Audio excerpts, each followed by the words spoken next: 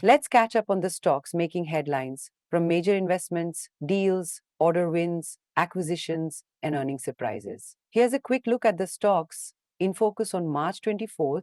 We've got quite a list today, so let's dive right in. Absolutely. It looks like we're covering everything from construction contracts to acquisitions and even some legal judgments. So it should be an interesting mix.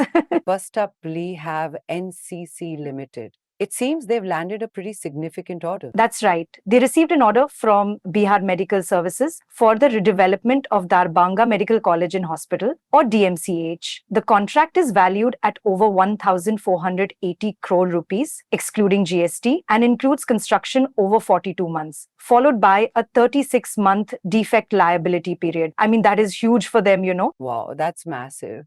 It definitely makes them a stock to watch, right?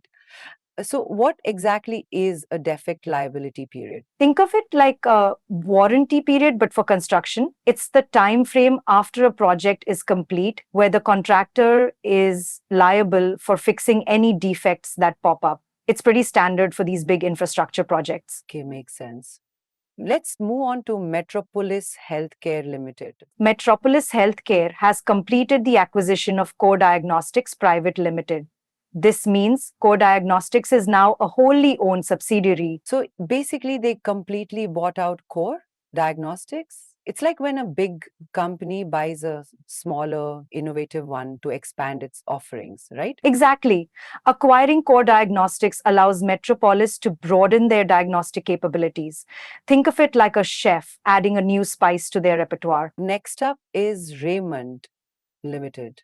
What's happening with them? Raymond has approved an investment of up to 65 crore rupees in 10x Realty East Limited, or TXREL. This investment will be in the form of redeemable preference shares. Redeemable preference shares. That sounds complicated. Why not just a regular investment? Well, redeemable preference shares are a hybrid. They're a bit like debt and a bit like equity, allowing the company to get a return at a fixed rate, but they eventually get their principal back too.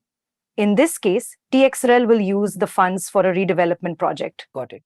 Moving on, we have Ola Electric Mobility Limited. They're making moves in the scooter market. Yeah, they've begun delivering their S1 Gen 3 scooter models across India. The new platform offers increased power and range, and prices start at 79,999 rupees for the S1X.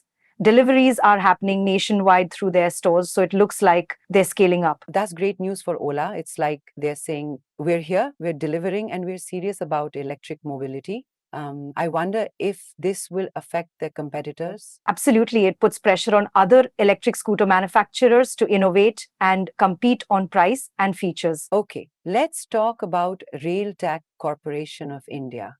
What's their deal? RailTel has secured a work order from Hindustan Petroleum Corporation Limited, valued at over 25 crore rupees, excluding tax. They will be providing MPLS ILL links for 5 years, starting in April 2025. MPLS ILL links. That sounds like Jack jargon. Can you break that down for me? Sure. MPLS is like a private network lane on the internet highway, ensuring faster and more secure data transmission. ILL stands for Internet Leased Line, which is a dedicated high-speed connection. It's essentially providing HPCL with reliable and secure network connectivity. That makes sense. Now, things take a turn with Bharat Heavy Electricals Limited, or BHEL. It sounds like they've had some legal trouble. Yes, BHEL received an unfavorable legal judgment from the Kigali Court of Appeal in Rwanda. The court disallowed expenditure against offshore income, leading to a financial exposure of about 17 crore rupees, including penalties. Oh no, that's never good. Like a sudden unexpected bill, right? What are their options? Well, BHEL is examining their legal options in response to the court order. They could appeal or try to negotiate. It's a complicated situation, and it adds uncertainty to their financials. Let's move on to Dr. Reddy's Laboratories. Dr. Reddy's has completed the sale of Dr. Reddy's Laboratories, Louisiana, LLC, through their US subsidiary. The manufacturing facility in Shreveport, Louisiana, is no longer part of the company. The transaction was finalized on March 21st, 2025. So they're streamlining their operations? Is that a good sign? Or should we be worried? It could be either, actually. It depends on why they sold it. Maybe it was underperforming, or perhaps they're focusing on other areas. It's something investors will want to keep an eye on. Okay, let's talk about Ramco Cements Limited. Sounds like they have some tax issues. Indeed, the Income Tax Department has filed an appeal against a favorable order that Ramco Cements had previously secured. This dispute involves a tax value of 11.6 crore rupees for the assessment year 2016-2017. Another legal battle. It sounds like they can't catch a break. It's not ideal and it can be a bit of a distraction for management, but tax disputes are fairly common for large companies. The case will now go before the Income Tax Appellate Tribunal. Let's get to Lupin Limited. What are they up to? Lupin Digital Health has launched a post-procedure home-based care guide with the American College of Cardiology, or ACC. The guide aims to improve patient recovery after cardiac procedures, providing essential information and practical advice. That's actually pretty cool. Are they trying to branch out beyond just pharmaceuticals? Exactly. It shows Lupin is expanding into digital health solutions. This could reduce hospital readmissions and ensure a smoother transition home for patients, and it adds value beyond just medication. That's a great initiative. Let's talk about V-Mart Retail Limited. Seems like they've got a penalty. Yes, they received a penalty order from the National Faceless Assessment Center for a deviation in income reporting for the assessment year 2012-2013. The penalty amounts to about 35 lakh rupees. Oh, ouch. A decade-old issue coming back to haunt them. What are they planning to do? Well, V-Mart Retail plans to appeal the order. So it's not necessarily the end of the story, but it's another legal and financial hurdle they have to deal with. So it seems like legal battles and penalties are a bit of a theme today. Let's move on to Mangalam Cement Limited. Mangalam Cement received an order from Central Excise regarding the disallowance of Seenvat credit on dumpers and a locomotive engine. The disallowance and penalty each amount to 1.37 crore rupees, totaling 2.74 crore financial impact. What exactly is Seenvat credit and why are they disallowing it? Seenvat credit is basically a tax break on excise duties paid on inputs used for manufacturing. Disallowing it means they can't get that tax benefit. Mangalam Cement intends to file an appeal, hoping to overturn this order. Right, more appeals in the queue. Next up is REC Project Limited. REC Project Limited has received a demand notice from the Income Tax Department for 2.60 crore rupees due to disallowance of expenditure claimed for AY 2023-2024. It's like everyone's getting a tax bill today. So what's their stance on this? They disagree with the levy and plan to file an appeal. They also anticipate a favorable outcome, which is good for investor confidence. All right, fingers crossed for them. Moving on to Swelect Energy Systems Limited. Swelect Energy Systems has approved an investment in its wholly owned subsidiary Noel Media and Advertising. They're investing 2.5 crore rupees through preference shares. What's Noel Media doing and why does it need this investment? Noel Media operates a 1 MW solar power plant in Tamil Nadu. The investment is intended to meet their funding requirements, probably for expansion or maintenance. Okay, that makes sense. So the parent company is supporting its subsidiary in the renewable energy sector. Let's move on to Laxmi Goldorna House Limited. Laxmi Goldorna House has approved the acquisition of 100% stake in Laxmi Infraspace Private Limited, making it a wholly owned subsidiary. The cash consideration is 1,08,600 rupees. That's a pretty small amount for an acquisition, isn't it? It is quite small. It might be more about consolidating ownership or internal restructuring.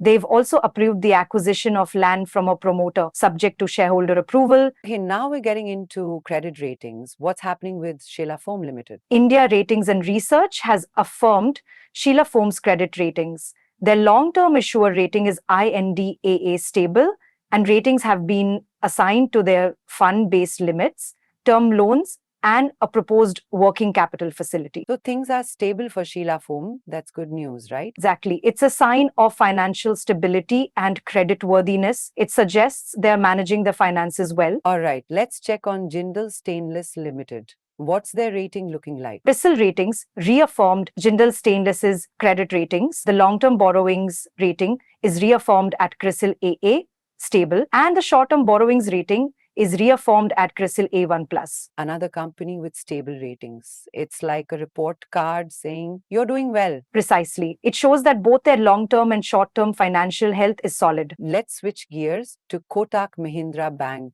Limited. Any personnel changes? Yes, Havnish Lathie has been appointed as the new Chief Technology Officer or CTO. Vyomesh Kapasi has been appointed to the Group Management Council, and several individuals have been identified as senior management personnel. Lots of changes at the top. It must be a big shake-up at Kotak. Well, changes in leadership can bring new strategies and directions, so it's definitely something investors might want to monitor. Let's move on to IIFL Capital Services Limited. Nemkumar H has stepped down as managing director to become chief growth officer. R. Venkataraman has been appointed as the new managing director for a 5-year term, and Rike Warrior has been appointed as chairperson of the board. More leadership shuffling. It's like musical chairs in the boardroom. It can signal a shift in focus or strategy. Nemkumar's move to Chief Growth Officer suggests a focus on expansion, and R. Venkataraman's appointment could bring new perspectives to the role of Managing Director. Now, let's talk about the Bombay Burma Trading Corporation Limited.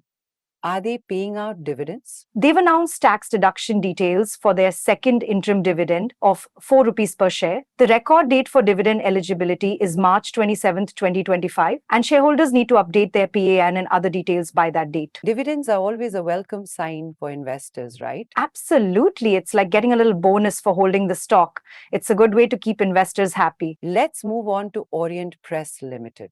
CARE Ratings has downgraded the credit ratings for Orient Press's bank facilities and fixed deposit program. The long-term bank facilities are downgraded to CARE BB stable, and the short-term facilities are downgraded to CARE A4.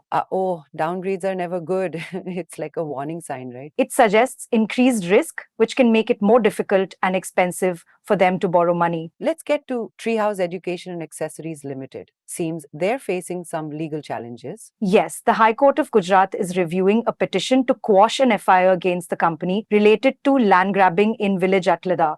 The court has restricted filing a charge sheet without permission, and certain petitioners shall not be arrested until the next hearing date. Legal troubles continue to be a recurring theme. It's like a soap opera, but with stocks. Definitely a situation to watch closely. The outcome could have significant implications for the company. Finally, we have MOIL Limited. Dr. Archana Majumdar's tenure as independent director is concluded, effective March 23rd, 2025. She served as a non-executive independent director. So just a change in the board, not necessarily a major event, right? Exactly. It's a routine change, but it's always good to be aware of who's on the board. Well, that's a wrap on today's watch list stocks. We covered a lot of ground, from acquisitions and contracts to legal battles and credit rating changes. Yes, quite a mixed bag indeed. From booming contracts to legal entanglements is definitely a reminder that the market is always moving. Disclaimer, we advise investors to check with certified experts before taking any investment decisions. Absolutely. It's always wise to do your homework before making any moves. If you found this helpful, be sure to like, share, and subscribe to our YouTube channel for more daily stock insights. And what stocks are you watching closely? Let us know in the comments. Until next time, happy investing.